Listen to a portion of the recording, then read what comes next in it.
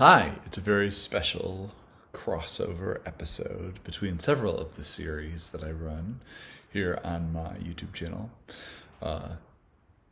Purposefully, I'm placing this in one of the series that's been laying dormant for a long time, even though I've been fulfilling the spirit of it for a long time. It's called Ideas Should Fly Free, and it's just this idea that I have a lot of ideas that I don't have time to follow up on, but I think that they're really good ideas, and so I just want to put them out there, and I want to invite you to be a part of them.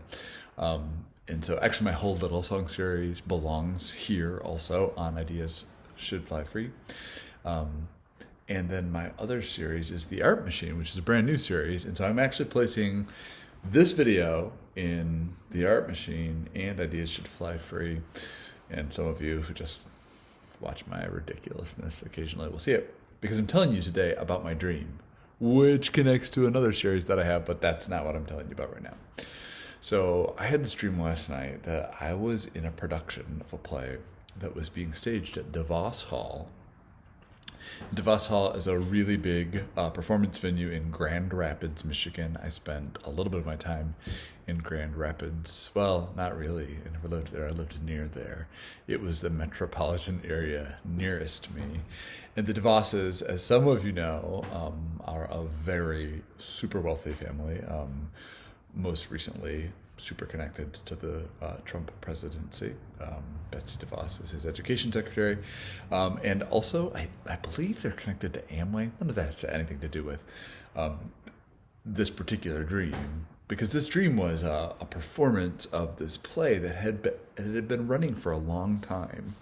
And I didn't sort of realize all these sort of layers to this particular play, but it was a play that, like, it was, do you know about Tony and Tina's Wedding? It's this play that runs in New York all the time, and people come and they just have it's a really fun romp of a play, and it's been running in New York for, I don't know how long, a long time. Is it still running? I don't even know if it's still running. But this particular play, and I don't know very much about the play, I know very little about the play, had this incredibly long run. But one of the things that was very interesting about this play was that it was like a standard play, you know. There was a plot and characters and themes, and it wasn't necessarily a comic play to begin with, although maybe it was like a kind of a mixture of comedy and drama. I want to say something like Arsenic and Old Lace, or what was that one play where they had a lot of kids? And, the Russian guy who made blintzes came over. Am I conflating all my plays right now? There were hijinks in that play, and maybe were hijinks in this original play. But it's hard to know, because what ended up happening was that different characters, different actors who were in the play, or sometimes it would be something that the audience would do, or technicians, but they would suddenly, like, intentionally add an element to the play that changed the course of the play a little bit. And everyone in the play was really good about improv and sort of immediately, like, weaving this mishap into the fabric of the play. The play was famous for that. In fact, the audiences would return to see this play because they would want to see what would be the mishap that would happen this time.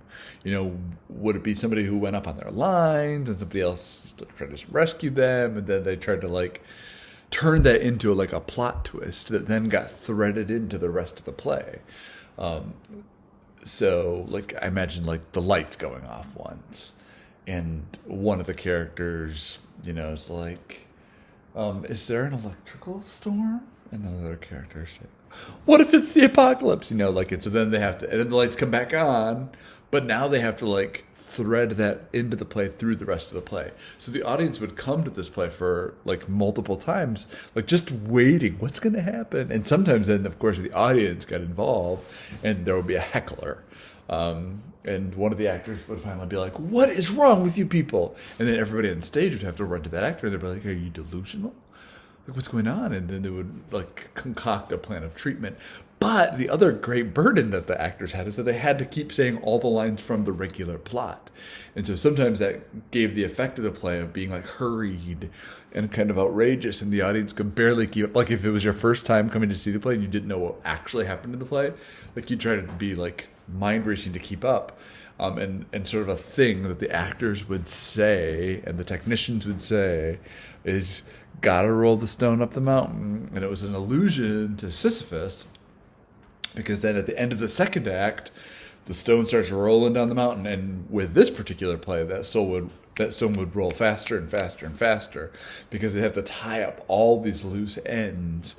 And I imagine that like sometimes audience members would be shout out, but what about the baby they had? Or how could they do that if they're dead now? And, you know, like major questions would have to be answered in new ways every night. Like let's say one character dies. You know, that's the crazy thing that happens this time. But then the other characters have to make sure that everything that person would have contributed somehow gets contributed. Maybe they keep the corpse there. Maybe there's a clairvoyant, you know, who like listens to what they're saying. And so the clairvoyant is actually giving, or maybe like somebody comes up with a machine to sort of pump air into their lungs. And maybe there are aliens that arrive, but they're invisible and they're messing things up. You know, like all these major like shifts. And it just seemed like that would be such a great play to have actually in the real world, that's why I'm putting it on this channel. Ideas Need to Fly Free, because somebody needs to like either A, write this play, or B, like write a story about the play. And maybe I'll do it, because that's always true of things on this channel, that maybe I'll actually follow through and get it all written myself. But in case I don't, I just want to have it out there so that the rest of you can work on it. In my dream, what happened was it was actually like a reunion of the cast. Like it had been maybe a year since the play had either stopped running, or maybe the cast rotated off and a new cast rotated in. But as a result, DeVos Hall was totally packed. And my role in the play was always a relatively small role. And I came up out of the audience. That was part of the line that I wrote. And as it was coming up, I onto the stage, I mentioned something that I had heard backstage that implicated two of the other characters, and the audience immediately started laughing really hard. And I didn't mean for it to be like so funny, but as a result, like I went back out and sat down after I had delivered my line, but then they kept calling up to me in the balcony, and I had to like kind of be woven into the whole thing. And afterwards, my good friends, Tim and Dave Carmody, who were in the original cast, and they were like serious members in the cast, they both like complimented me when I had stopped by the Hub, which is actually an art space that exists here in Canton, Ohio, where I currently live, run by my friend Tim Carmody in real life, who has also been my artistic collaborator in a couple of things throughout our lives, while living here and while being in other places. But Tim was up there making nachos to sell to all the people who sometimes would walk across the corridor from the DeVos Hall into the Hub. And I got ready to take a plate of nachos, and I was like, how much? And they're like, oh, this is the Hub, we don't pay. And I was like, okay, you guys. And I looked around at all the other people who had gathered to get these free nachos, and I was like, what if we just like gave our money because we love the Hub so much? Then think about how many more nachos they'd be able to serve, and they'd also be able to support the Hub. And everybody seemed really excited about this, and Tim was like, and so I pulled out my $8 that I had in the pocket, and I gave my $8 to Tim. But the weird thing about my $8 is they looked like wilted spinach. They weren't oily or gross to touch, but they looked like wilted spinach, and I gave them to Tim, and he was very grateful. So please, write this story about this play, or like make it the backstory behind the movie that you're gonna make, or make it a play, and like let's start this up. We have First Fridays in my community. What if we made a First Friday play where this is what happened every First Friday? The play got restaged over and over again. You can help me come up with exactly how this works, because this, as you know, is a channel where ideas fly free. They're for you.